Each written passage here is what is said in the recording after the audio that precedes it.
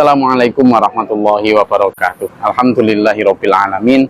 Allahumma sholli wa sallim barik ala sayyidina Muhammad wa ala alihi wa ashabihi ajmain, amma ba'du. Dulur semua dimanapun berada, kita bertemu lagi dalam kajian rutin kita. Kali ini kita akan bicara tentang bagaimana meminimalisir dampak dendam. Dampak dendam, dulur. Begitu banyak hal-hal yang menjadi destruktif, menjadi sesuatu yang sifatnya merusak, baik persahabatan, persaudaraan, pertemanan, segala macam dah.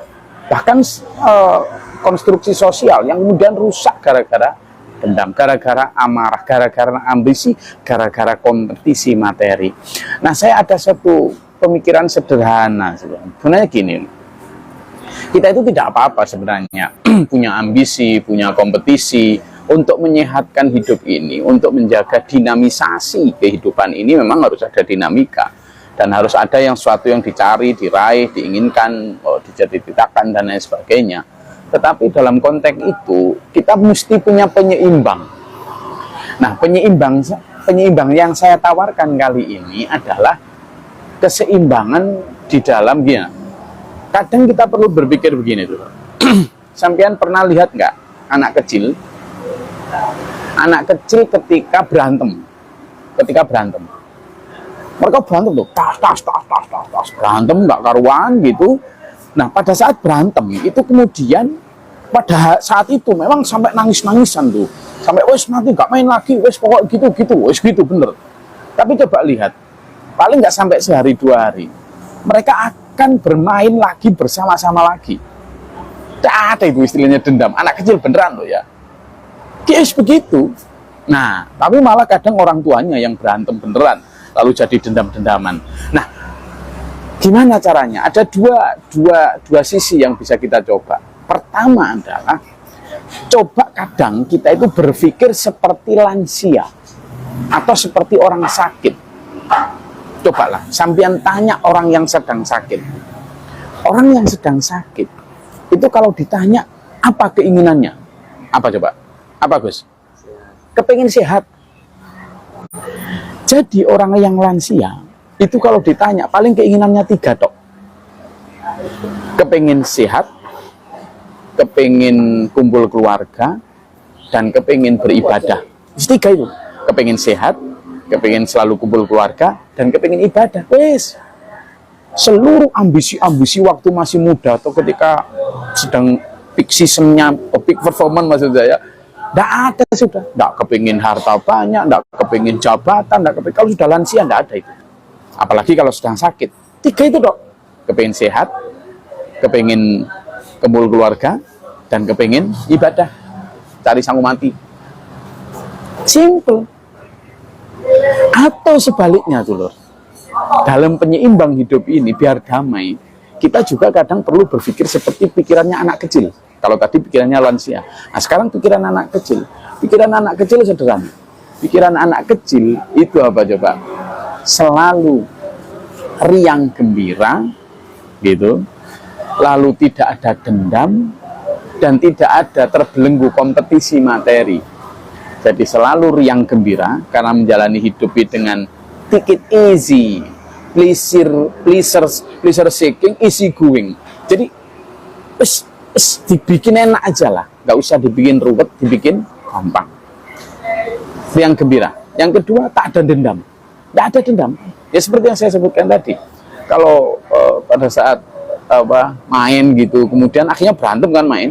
Tapi setelah berantem ya sudah, besok main lagi. Yuk main lagi yuk. Gitu. Yang terakhir, anak kecil tidak terbelenggu oleh kompetisi materi. Nggak ada.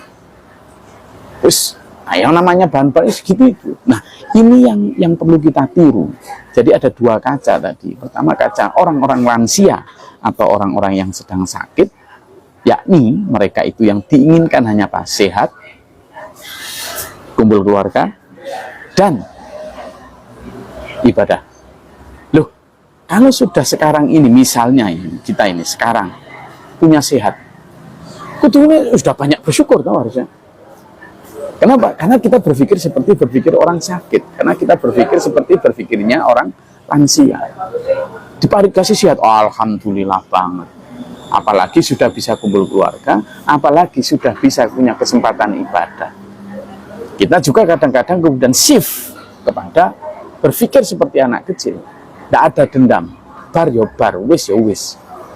Ini yang akan membuat kita kemudian apalagi tidak terbelenggu materi, apalagi juga kita tidak ada dendam, tidak juga menghadapi hidup ini begitu riang.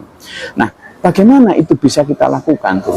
Yaitu tadi ada satu harapan-harapan yang harusnya kita rem, kita batasi dengan berpikir bahwa lansia itu karena hampir mendekati garis finish, sementara anak yang kecil itu belum tahu terlalu banyak tentang dunia.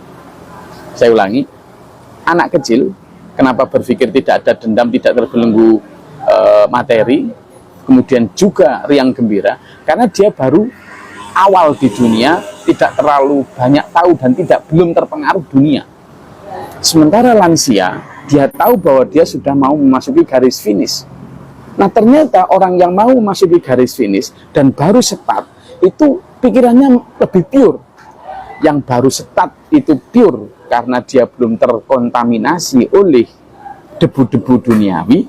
Sementara yang lansia yang akan mendekati akhir itu sudah mulai lagi purifitas, dia mulai lagi memurnikan diri. Nah, kita yang sekarang sedang belum lansia dan sudah melewati masa anak kecil, ini harusnya kita jaga itu purifitas atau kemurnian kita itu. Insya Allah nanti tidak ada dendam. Lalu sekarang ini kayak gini, bunuh-bunuhan, nggak karu-karuan karena dendam, karena sulit sekali menghilangkan rasa tidak cocok dan lain sebagainya ini. Kenapa ini saya mulai? Karena apa? Kita ini sedang dihadapkan pada masyarakat yang suka banget konflik. Suka banget konflik. Hal-hal kecil bisa dipicu menjadi konflik besar. Padahal kita itu sudah diajarin Allah. Mulai dari wal kadhiminal ghaidho, menahan amarah, wal afina anin nas, memaafkan orang yang salah. Udah diajarin sama Allah, tapi nggak kita pakai. Akhirnya apa? Yang terjadi seperti itu. Sehingga dulu saya kembali kepada itu tadi, bahwa singkat saja, ayo kadang kita itu sebagai penyeimbang hidup, kita perlu berpikir seperti lansia, di mana yang diinginkan simple, hanya sehat, kumpul keluarga, dan beribadah. Atau kita shifting, berpikir seperti anak-anak kecil, yang bahkan belum balik itu, yang di hidupnya itu penuh riang gembira, tidak ada dendam, dan tidak terbelenggu kompetisi materi. Wis lah, ayo kita coba dan kita buktikan. Gimana? Sulit? Ya, tapi bisa. Jika memang itu menjadi obat bagi ruwetnya bangsa ini yang sekarang lagi seneng kondok-kondokan, ini worth it to try. Ini layak untuk dicoba. Bagaimana kita mengembalikan pikiran kita itu menjadi pikiran yang pure, benar-benar. Ya kadang anak kecil itu kalau berantem, ya marahan gitu. Cuma dia marah ya marah, bar ya bar gitu. Jadi let's gone by gone gitu. Jadi kalau orang Jawa itu bilang digembol gak merongkol, dibuntil gak meringkil, ketut no barut angin. Dendam amarah itu kalau dibungkus juga nggak kelihatan besar, dibuntil kecil juga nggak kelihatan kecil. Kenapa itu membebani kita? Kenapa gitu? Saya pernah bikin quote gini, marah itu sehat bila dikelola dengan baik. Tapi kalau dendam itu tidak pernah sehat meskipun dikelola dengan baik. Dendam, let's go. Biarkan pergi dia. Saya rasa itu kajian kita pada malam hari ini. Saya sedang berada di sebuah rest area.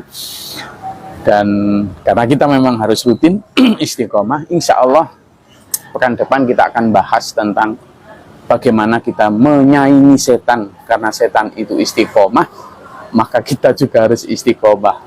Kejahatan itu istiqomah, maka kebaikan juga harus istiqomah. Insya Allah kita bahas pekan depan.